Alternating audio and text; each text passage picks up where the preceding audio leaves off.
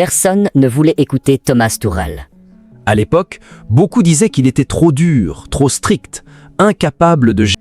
Et si Tuchel avait vu la vérité avant tout le monde? Parce que ce qu'on observe aujourd'hui au Real Madrid ressemble énormément à ce qui se passait déjà au PSG. Tensions dans le vestiaire, problèmes d'ego, conflits autour du leadership, critiques dans les médias. Dans cette vidéo, on va revenir sur les moments qui ont marqué la relation explosive entre Thomas Tuchel et Kylian Mbappé au Paris Saint-Germain. Des scènes que beaucoup avaient oubliées, mais qui prennent aujourd'hui un tout autre sens. Et crois-moi, certaines images sont devenues presque prophétiques. Avant de commencer, abonne-toi maintenant si tu aimes les analyses football profondes, les coulisses des grands clubs et les histoires que les médias ne racontent pas toujours. Quand Thomas Tuchel arrive au Paris Saint-Germain en 2018, le club possède déjà deux superstars mondiales, Neymar et Kylian Mbappé. Sur le papier, tout semble parfait.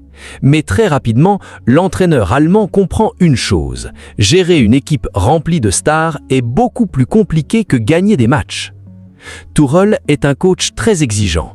Il aime la discipline, l'intensité et le respect des consignes. Pour lui, aucun joueur ne doit être au-dessus du collectif. Le problème, c'est que Kylian Mbappé commence déjà à devenir l'image principale du football français.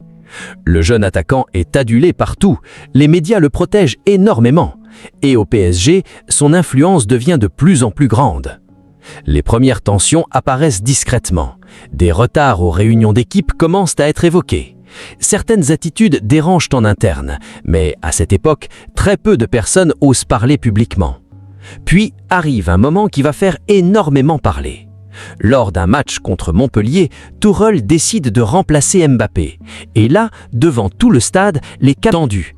Le coach tente de garder son calme, mais on sent immédiatement qu'un problème plus profond existe. Pour beaucoup de supporters, ce n'était qu'une simple frustration d'un grand joueur compétiteur, mais pour d'autres, c'était déjà un énorme signal d'alerte. Et avec le temps, cette scène va prendre une importance énorme. À cette époque, le football mondial voit surtout Mbappé comme un jeune génie impossible à critiquer.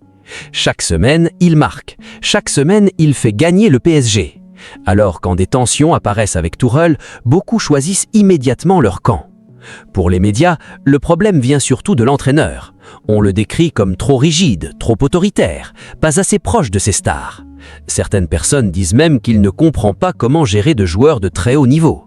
Mais Tuchel, lui, continue de défendre une idée simple: aucun joueur ne doit être plus important que l'équipe. Et plus le temps passe, plus Mbappé réclame un rôle central dans le projet parisien. Dans plusieurs interviews, l'attaquant français parle de responsabilités plus grandes. Il veut devenir le leader principal, le visage du club, l'homme autour duquel tout doit tourner. Ces déclarations créent énormément de débats. Certains admirent son ambition, d'autres pensent déjà que l'équilibre collectif du PSG devient fragile. Pendant ce temps, Tuchel semble de plus en plus isolé. À l'intérieur du club, la pression augmente. Les résultats européens restent insuffisants, malgré une finale de Ligue des Champions en 2020. Et dans ce type de situation, ce sont souvent les entraîneurs qui paient le prix. Finalement, Thomas Tuchel quitte le PSG. Et à ce moment-là, une grande partie du monde du football pense que le problème venait principalement de lui. Mais plusieurs années plus tard, beaucoup commencent à revoir cette histoire différemment. Les années passent, Mbappé devient encore plus puissant médiatiquement. Il gagne en influence, en statut et en contrôle dans les clubs où il joue. Mais en parallèle, les mêmes discussions reviennent constamment. Problèmes de vestiaire, questions autour du leadership, tensions internes, difficultés à créer une vraie harmonie collective. Et aujourd'hui, avec sa période au Real Madrid, les comparaisons avec l'époque du PSG deviennent impossibles à ignorer. Dans plusieurs médias espagnols, des tensions avec certains coéquipiers commencent à être évoquées. Les regards se tournent notamment vers Vinicius Junior. Parce qu'au Real Madrid, Vinicius était devenu l'un des visages principaux du club, un joueur adoré par les supporters, un leader émotionnel sur le terrain. Mais depuis l'arrivée d'Mbappé, beaucoup observent un changement dans la dynamique du groupe. Certains parlent de concurrence d'ego, d'autres évoquent une bataille silencieuse pour le leadership offensif de l'équipe. Et soudainement, plusieurs supporters repensent à Tuchel. Parce que les problèmes qu'il semblait voir au PSG ressemblent étrangement aux discussions actuelles autour du Real Madrid. C'est précisément ce qui rend cette histoire aussi fascinante aujourd'hui. Et si Tuchel n'était pas le problème, mais simplement le premier à avoir compris la difficulté de gérer une superstar aussi médiatisée? Dans le football moderne, le talent ne suffit pas toujours. Une équipe peut avoir les meilleurs joueurs du monde et malgré tout échouer. Pourquoi? Parce qu'un vestiaire fonctionne aussi avec l'équilibre, les rôles et les relations humaines. Et c'est exactement le cœur de cette polémique. Selon plusieurs observateurs, l'arrivée d'Mbappé dans certaines équipes change totalement le PSG. Certains anciens joueurs parlaient déjà d'un environnement très compliqué à gérer. Aujourd'hui, au Real Madrid, plusieurs supporters remarquent également des changements dans le comportement de certains joueurs. Vinicius Junior, par exemple, semble parfois plus nerveux sur le terrain. Les frustrations deviennent visibles, les gestes d'agacement augmentent. Bien sûr, Nerson ne peut dire qu'un seul joueur est responsable de tous les problèmes d'une équipe. Le football est beaucoup plus complexe que ça. Mais cette vidéo défend une idée très claire. L'impact d'une superstar peut modifier totalement l'atmosphère d'un vestiaire. Et avec le recul, certains pensent que Tuchel essayait simplement de protéger l'équilibre collectif du PSG avant que la situation ne devienne incontrôlable. Le problème, c'est qu'à l'époque, presque personne ne voulait entendre ce message. Si tu apprécies ce genre d'analyse profonde sur les coulisses du football moderne, pense à t'abonner maintenant. Ça aide énormément la chaîne et ça permet de continuer ce type de contenu. Aujourd'hui, la perception de Thomas Tuchel a beaucoup changé. Après son passage au PSG, il a continué à prouver sa valeur dans d'autres grands clubs européens.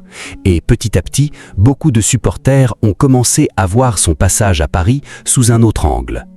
Peut-être qu'il n'était pas trop strict, peut-être qu'il essayait simplement d'imposer des règles nécessaires pour protéger le collectif. Car entraîner une superstar mondiale n'est pas seulement une question de football, c'est aussi gérer la pression médiatique, les égos, les attentes commerciales et l'influence énorme autour du joueur. Et dans le cas de Mbappé, cette pression semble suivre chaque club où il passe. Aujourd'hui encore, les débats continuent. Certains défendent totalement Mbappé, d'autres pensent que son influence peut devenir difficile à gérer sur le long terme. Mais une chose est certaine, les scènes entre Tuchel et Mbappé au PSG ne sont plus regardées de la même manière. Ce qui sont comprises que plusieurs années plus tard. Thomas Tuchel avait-il réellement vu quelque chose que personne d'autre ne voulait accepter? Ou bien les critiques actuelles contre Mbappé sont-elles exagérées? Une chose est sûre, cette histoire continue de diviser le monde du football. Mais plus le temps passe, plus les anciens épisodes du PSG reviennent au centre des discussions. Alors maintenant, dis-moi ton avis dans les commentaires. Tuchel avait-il raison depuis le début ou penses-tu que Mbappé est injustement critiqué? Et si tu veux d'autres vidéos sur les coulisses du football, les conflits de vestiaire et les vérités cachées des grands clubs européens, abonne-toi et active la cloche pour ne rien manquer.